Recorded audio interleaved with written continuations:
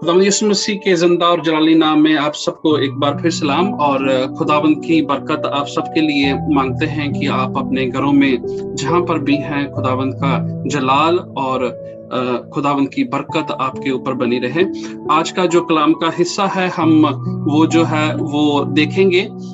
इससे पहले कि मैं पढ़े, मैं थोड़ा सा आपको बैकग्राउंड बता दूं कि जैसे हमारे कुछ भाई बहनों ने आज मीटिंग में अपनी टेस्टिमनीज में ये बताया कि किस तरीके से खुदावंद ने उनको संभाला है, किस तरीके से जरूरत में खुदावंद उनके साथ खड़े हुए, किस तरीके से नाउमीदी में खुदावंद ने उम्मीद पैदा करके और वो विक्ट्री जो दिल की ख्वाहिश थी वो पूरी की, किस तरीके से खुदावंद ने दिल की ख्वाहिश को पूरा किया और बच्चे खुदावंद की हुजूरी में बढ़ रहे हैं। और एक और टेस्टिमनी में हमने सुना कि खुदावंद यीशु मसीह ने इज्जत बख्शी, खुदावंद यीशु मसीह ने जलाल जो है वो बख्शा और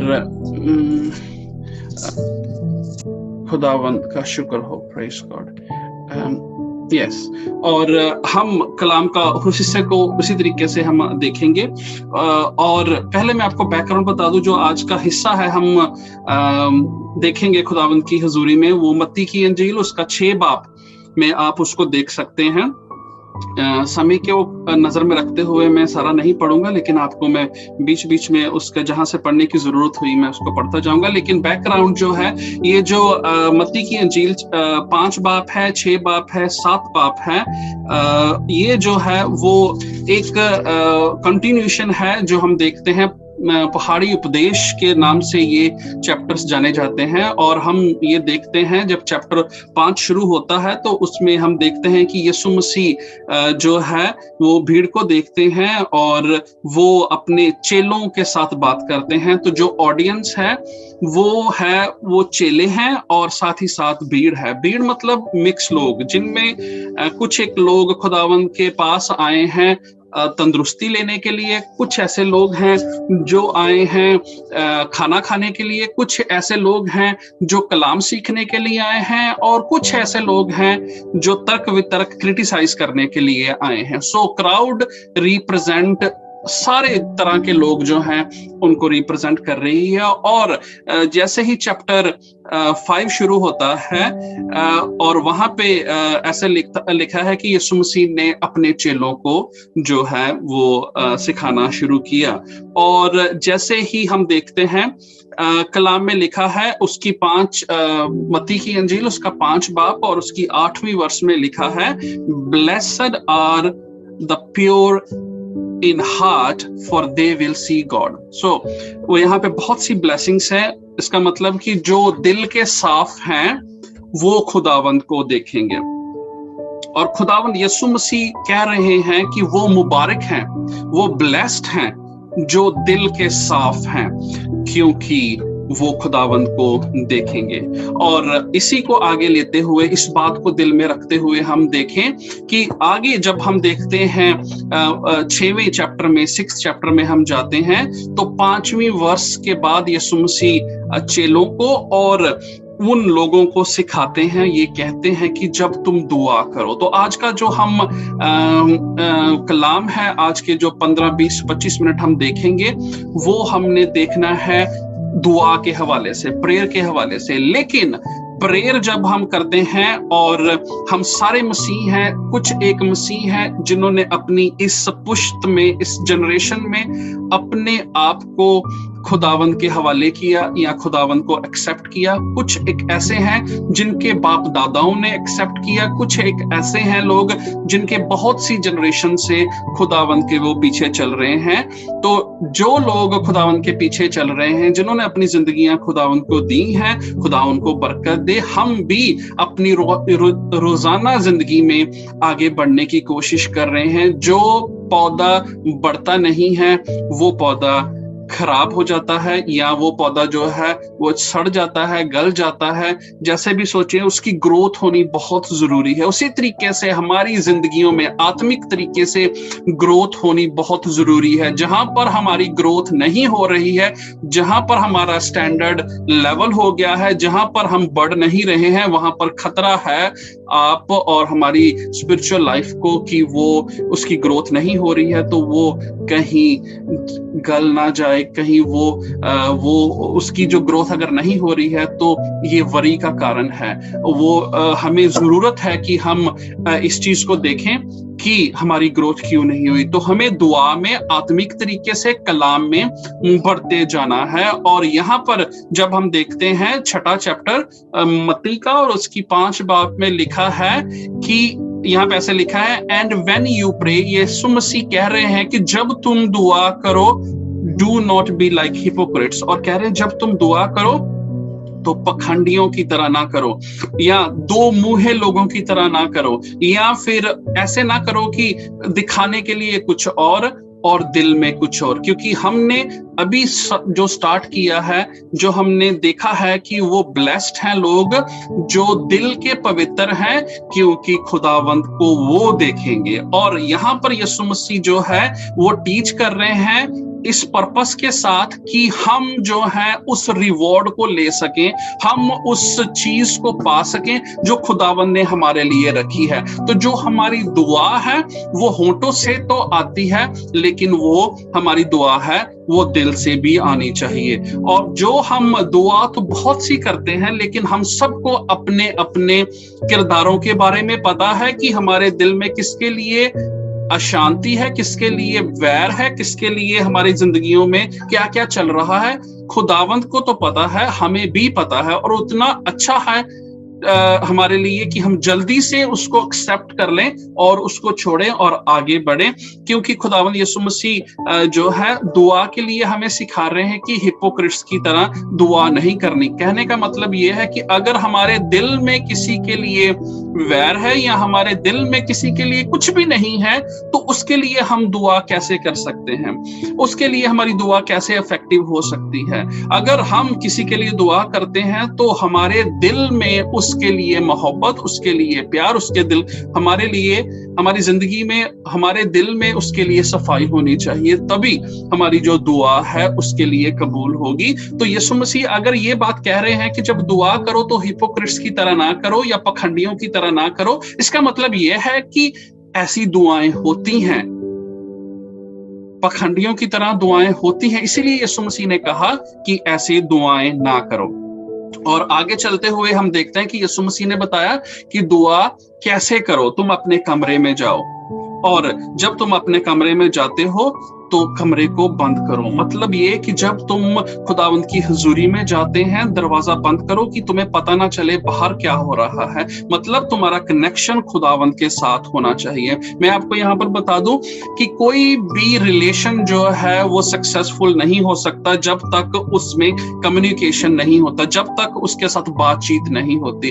तो हमें जो है बातचीत करनी, किसी भी रिलेशन को ले ले, दुनियावी तरीके से भी ले लें, उसमें बातचीत होनी एक पहला एलिमेंट है। जब हम किसी के साथ, इंसान के साथ बात करते हैं, उसके साथ अपने दिल को खोलते हैं, तो वो भी हमारे साथ अपने दिल को खोलता है, तो हमारा रिलेशन बनता है। उसी तरीके से जब हम दरवाजा बंद करने का मतलब ये है कि हमारी सोचें जो हैं, हमारे ख्याल जो हैं, हमारी कैपेबिलिटीज हो, हमारी डिग्रीज हैं, हमारे डिप्लोमास हैं, हमारा एक्सपीरियंस है, उसको बाहर छोड़ दो। जब खुदावंद की हुजूरी में आ जाते हैं तो खुदावंद को सरेंडर करना है, बाहर ले अपने बोझ को खुदावंद की हुजूरी में लेकर आने की जरूरत नहीं है, और हमें आगे बढ़ने की जरूरत है। और जब हम दुआ करें, आगे हम देखते हैं कि हमारी मसीहत लाइफ में हम जो खुदावंद की सिखाई हुई दुआ है वो हम हमेशा करते हैं। और कल्चरली हम क्या करते हैं कि आए हमारे बाद की दुआ हम अपनी दुआओं के बाद उसको लगा देते हैं और उसके बाद आमीन कर लेते हैं। लेकिन अगर हम देखें, खुदावंद यीशु मसीह ने ये नहीं कहा कि तुम ये दुआ किया करो। यीशु मसीह ने कहा कि तुम ऐसे दुआ किया करो। तो यीशु मसीह ने, जैसे हम मैथ्स में देखते हैं एक फॉर्मूला होता है, और उस फॉर्मूले के हिसाब से हम हर एक जो मैथमेटिक्स प्रॉब्लम है वो हम उसको सॉल्व कर लेते हैं। तो यीशु मसीह ने उसी तरीके से हमें एक फॉर्मूला दिया है कि जब तुम दुआ करो तो दुआ तुम्हारी कैसी होनी चाहिए। और मैं अपना एक्सपीरियंस आपके साथ यहाँ पे शेयर करना चाहता हूँ। इससे पहले हम देखते हैं मत्ती की इंजील ही उसका 6 बाब जो हम देख रहे हैं उसकी 9वीं वर्स में यहाँ पर लिखा है, this then is how you should pray। इस तरीके से तुम ये नहीं कहा कि तुम ये दुआ किया करो, इस तरीके से तुम दुआ किया करो। और लिखा है our father in heaven। जब ये बात आ जाती है our father in heaven, इसी बात पर आपको पता होना चाहिए कि जब आप एक कमरे में हैं, कमरे में ना आप हैं और कोई नहीं है, दूसरा खुदावंद है। और जब आप कह रहे हैं कि ऐ मेरे बाप तू जो आसमान पर है, तो इस चीज की रिकॉग्निशन हमें करने की जरूरत है कि हमारे बीच में जब हम कमरे में हम दुआ कर रहे हैं, एकांत में बैठ के दुआ कर रहे हैं, तो हमारा जो बाप है वो आसमान पर बैठा है। हम सबके बाप हैं, हम सबके बायोलॉजिकल बाप हैं। खुदा आपको बरकत दे। मुझे नहीं पता कि जो सुनने वाले हैं किस किस का बाप जिंदा है और किस किस का बाप जो है वो खुदावन के पास चला गया है, लेकिन जिस जिसका बाप है जो खुदावन के पास भी चले गए हैं, आप सबको पता है कि जब हम बाप की बात करते हैं तो हमें पास एक एश्योरेंस होती है।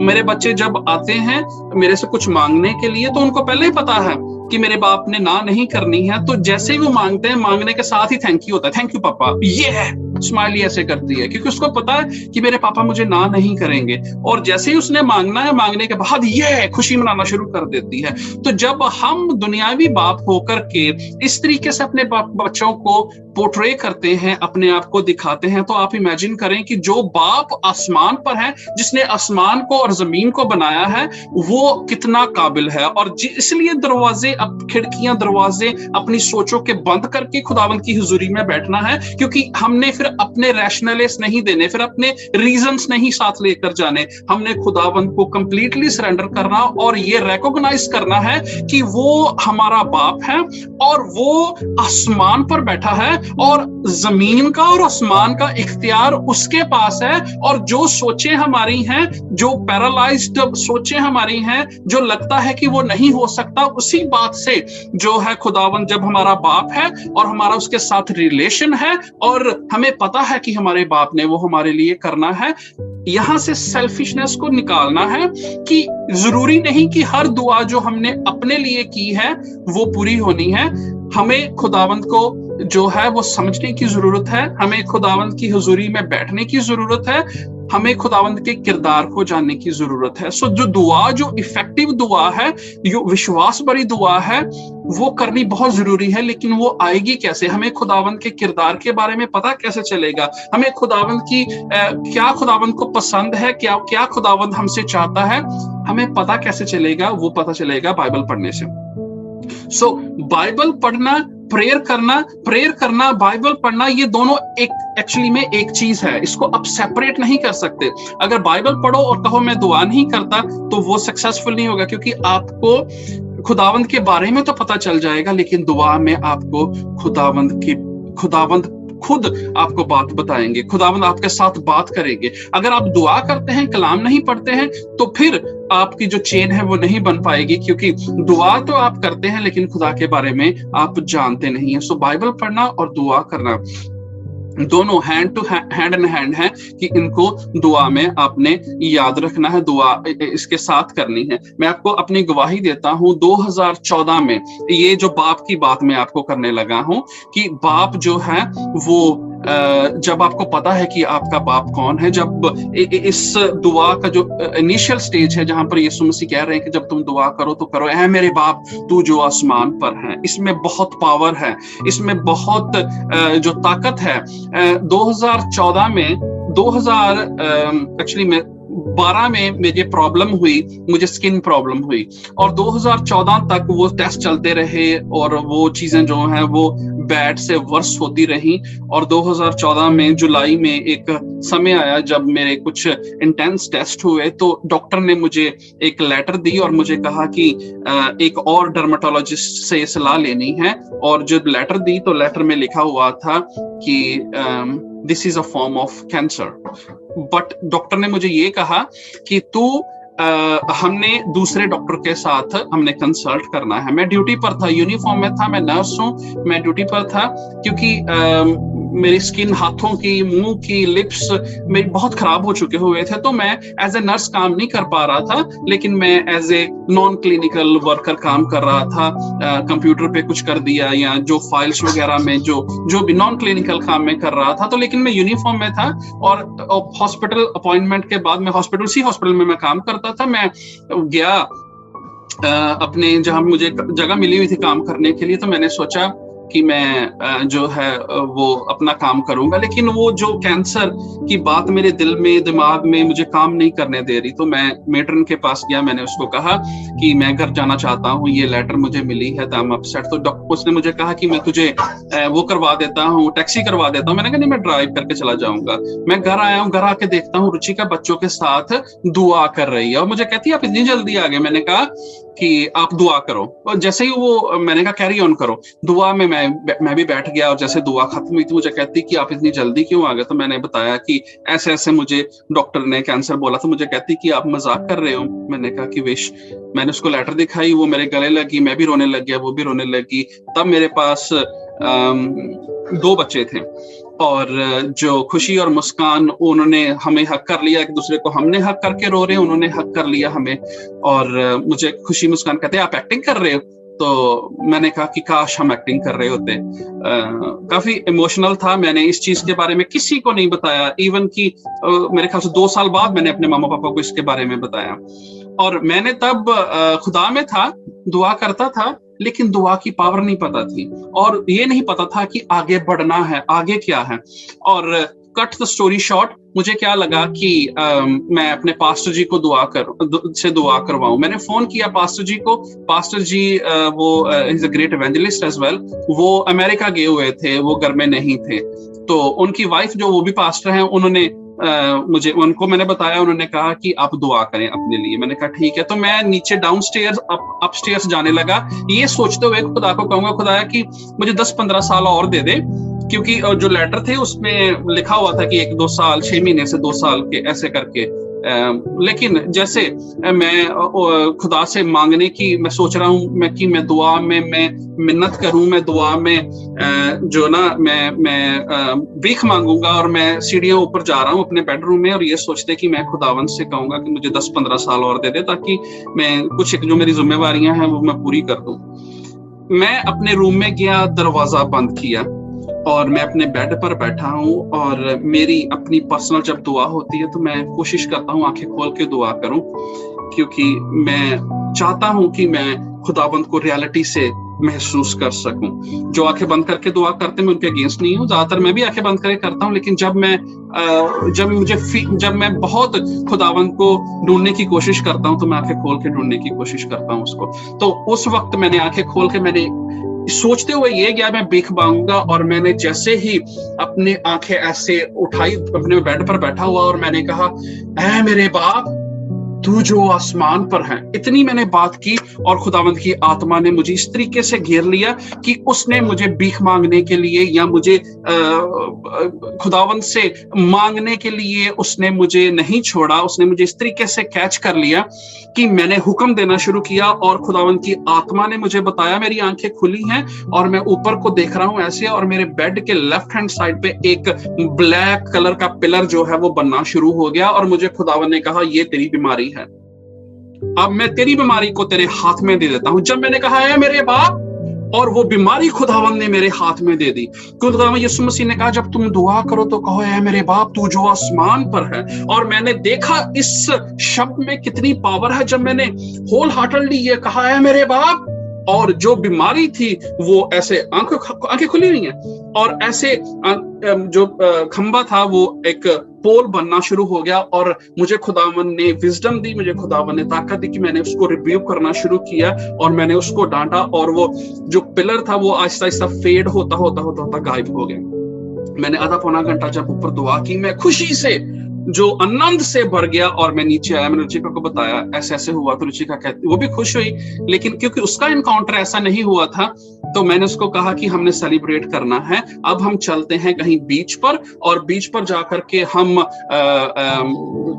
के हम खुशी मनाएंगे। और मैं अपने आप को, अपने शरीर को बताना चाहता हूं कि आत्मा बड़ी है और आत्मा ने मेरे से काम किया है। कट द स्टोरी शॉर्ट, हम गए, हम वापस आए, आहिस्ता आहिस्ता मेरे टेस्ट हुए, हर चीज क्लियर आती ये 2014 की बात है, आज हम 2021 में है। मेरे हाथ, मेरा मुंह, मैं बिल्कुल साफ हो गया हूँ। खुदावंद ने मुझे बिल्कुल ठीक कर दिया है और मैं बिल्कुल तरीके से आजाद हूँ। और मुझे डॉक्टर्स ने, एक ने, दो ने, सबने डिस्चार्ज कर दिया। कोई कैंसर की कोई बीमारी नहीं, खुदावंद ने बीमारी मेरे हाथ में ला करके खड़ी कर दी और मैंने उसको रिव्यू किया। खुदावंद वो ही है, वो आपको भी बरकत देना चाहता है। वो आपको भी चाहता है कि आप जब दुआ करें तो इस इख्तियार से करें कि ऐ मेरे बाप तू जो आसमान पर है, और इस चीज को जाने कि मेरा बाप आसमान पर है और वो हर कुछ करने के काबिल है। और खुदावंद आप सबको बरकत देगा।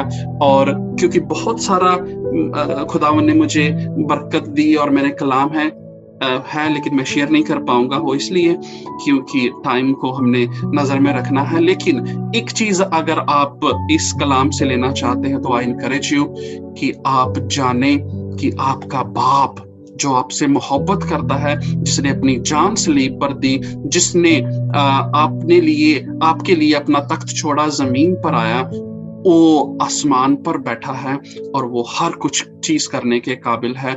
आप बढ़ते जाएं, खुदावंद आपको बरकत दे, और ये माने कि खुदावंद जो आपका बाप है आसमान पर बैठा है। आपकी चाल चलन, आपके तरीके, आपकी सोचें सब कुछ बदल देनी चाहिए।